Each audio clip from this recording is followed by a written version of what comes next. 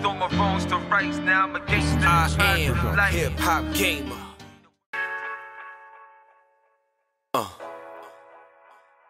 One time, HipHopGamer, Hot 97.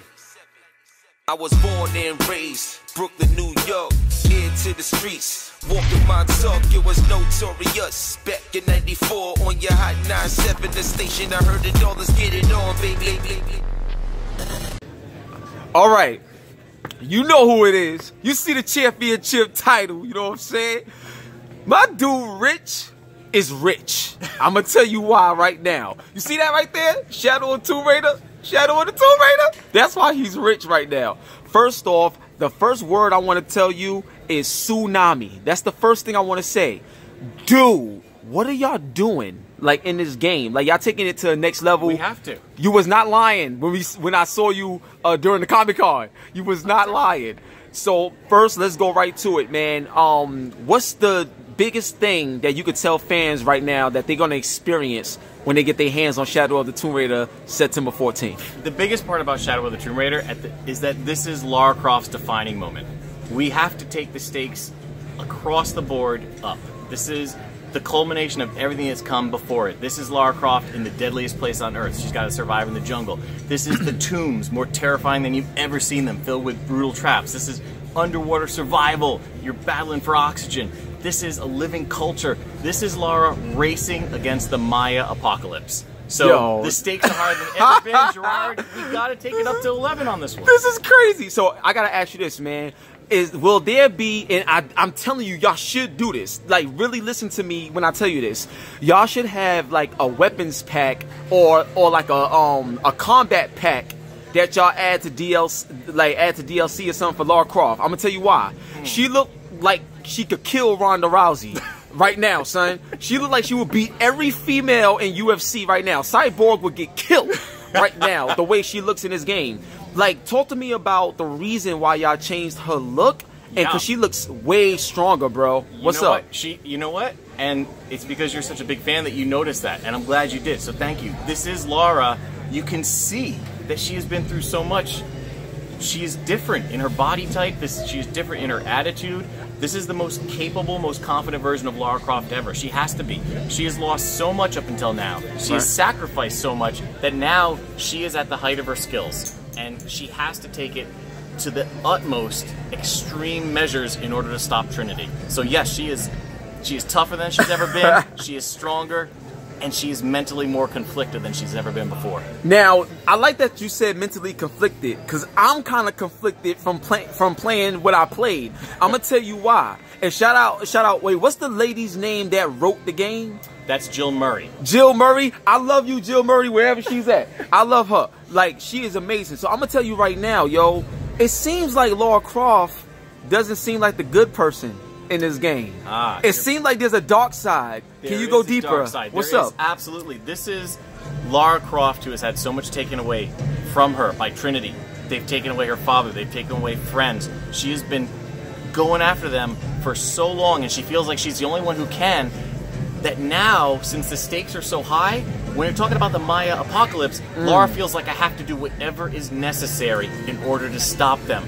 And that means she's going to be walking that line where you as the player are going to be saying, is Lara becoming the enemy that she's fighting? You are going to see Lara Croft struggling to not become the monster that she's facing. Yo, this, oh my God. So, alright, okay. So now, my next thing, and I think this is the most important. Now, because, especially Dan, when he was talking about being one with the world, what's some of the new things that we're going to see in this Tomb Raider, like, you know, gameplay-wise, that we never seen in previous Tomb Raiders? Can you lay that out for me? Absolutely. So, Lara Croft has gone from being hunted to being the hunter to now becoming one with the jungle, as we call it. And that means that she's got to use and master that environment. It's the deadliest place on Earth. Everything is trying to kill you, but Lara's going to go in and use her skills to turn that jungle against Trinity. So she's going to cover herself in mud to camouflage herself in the environment. Crazy. She's going to strike like a predator and then disappear into the treetops so that Trinity has no idea where she is. She's going to instill fear in her enemies so that she can cause chaos, make them shoot each other. So this is Lara becoming one with the jungle so that Trinity has no idea where the attack is coming from. Yo, this is now, here's my question. This is like so important. Now, I've never seen this before, but there's so much shocking moments, even from the little bit that I played. So I gotta ask this: in this particular game, will we only play as Lara Croft, or will we get a chance to play as another character to see a different side? And the only reason why I say that is because the tone of the story, it seems like we're finally going to get a different perspective gameplay-wise. That's a great question. We're only talking about the characters that we have in the demo, so you're going to have to be a little patient. However, I will say, the tone that you're getting is because in the story, it's not going to be cut and dry. You're going to see an enemy that when you do hear more about his motivations, you're going to say, wow, that kind of makes sense why he's doing what he's doing. And like you already said, when you see Lara going up against that line of starting to become more like the enemy she's fighting, we're going to blur things for you. So that's why you're getting that God! tone. This is crazy. So I got a few more questions, then we're going to wrap it up. Now, Tomb Raider 1, 2, and 3. I think it'd be dope if we had a Tomb Raider collection.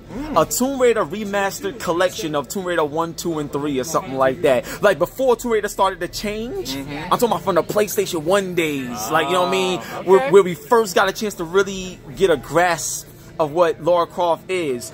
Do you guys got any plans or have even like talked about the possibility of a Tomb Raider collection? We always like listening to our fans.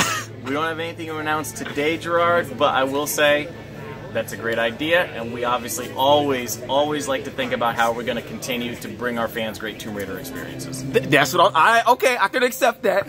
You know what? I will tell you something about Rich real quick. I gotta tell you this, right? Rich is the kind of person that he'll tell you something and he throw a smile on his face and it's just all okay. I can't even grill him. You know what I'm saying? I can't even grill you. Okay. So I got two. I got two more questions. I got two more questions, and then we're going to wrap it up, man. So, now, this question, I think, is more of a personal question, right?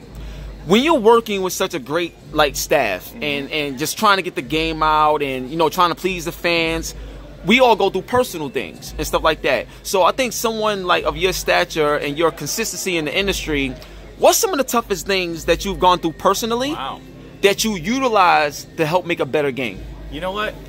That's the first time I've ever been asked that question, so that's a really great question, Gerard. Well, I love you, bro. Come on, Rich. You already know what it is with me, man. You know what it is? I think we all have that inner voice. So speaking personally, but I think a lot of people can relate to this. You've got that inner voice, and it tells you different things at different times. And sometimes it's telling you, like, hey, man, what you're doing is just not good enough. Or sometimes it's telling you got to push yourself harder. Or sometimes it's telling you you're the person that's got to do this because nobody else is going to do it. And so what I always like to make sure we're doing, and what our team always likes to make sure that we're doing with Lara Croft and her story, is having her narrative structure and her inner monologue that she's talking to herself about, having that be something people can relate to. Because when you think about, you know, the first Tomb Raider, it was Lara Croft saying, if my back's against the wall, I'm going to do whatever it has to do to survive. And I think we can all relate to that. Like, absolutely. Yeah, if you're in a kill or be killed situation, you're in a life or death situation, people cut off their arms, people do whatever it takes to survive. And then in Rise of the Tomb Raider, it was all about how do you push yourself further? How do you be more than what you are? And I know personally, you're always trying to be the best version of yourself. Absolutely. You always try and tell yourself, how am I going to go further? How am I going to push myself and help the people around me, make them and their lives better? And then in Shadow of the Tomb Raider, it's that internal conflict of how do I make sure that the balance between personal sacrifice and doing what I think is right, but always having that danger of crossing the line. Like, that's the thing that's always drawn Lara back. So I think you look at that of like, how far will you push yourself for what you think is right? You know, do the ends justify the means? All those types of questions are things that we like to make as relatable as possible. Wow, man, I love it. I love it. For the final question, bro, will we ever get a chance to see Lara Croft in our pockets with Nintendo Switch? Wow. Well, you know what? That's another great question. Today, we are focused on the Xbox One, the PlayStation 4, and the PC launch. We don't have anything to announce about other platforms just yet. All right, cool. I just had to throw that out there because there's people that'll hurt me if I did if I didn't ask that question. So look, one love and God bless. This is my boy Rich.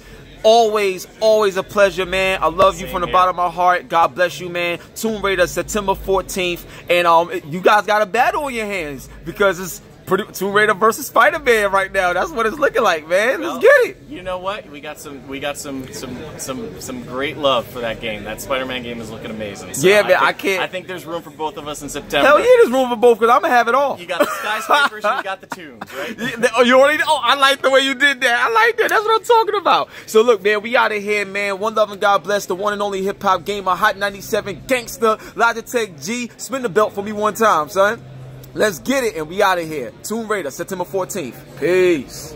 Yo, listen, man. One love and God bless. Thank y'all for the support. We got game. Hope y'all enjoy the show. See y'all next week on your Hot 97 every day. That's my word. HipHopGamer, we out. I was born and raised Brooklyn, New York.